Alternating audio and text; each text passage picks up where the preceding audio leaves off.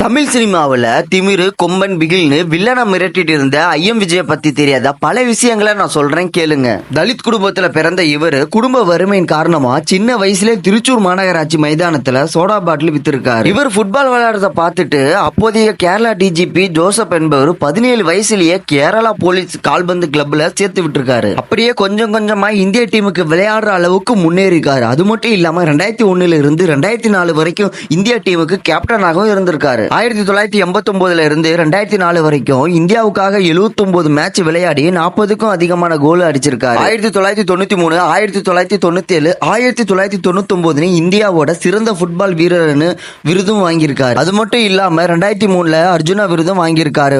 இவர் ஒரு football player மட்டும் இல்ல, இவர் ஒரு போலீஸ் அதிகாரியும் கூட. 2004க்கு அப்புறம் ஃபுட்பாலில் இருந்து ஓய்வு பெற்றுட்டு அதுக்கப்புறம் சினிமாவில் நடிக்க ஆரம்பிச்சிருக்காரு. இதே மாதிரி வேற ஒரு வீடியோ சந்திக்க வரேன். நான் உங்க வாய்ஸ் ஆஃப் அன்பு. மறக்காம நம்ம சேனல் சப்ஸ்கிரைப் பண்ணுங்க.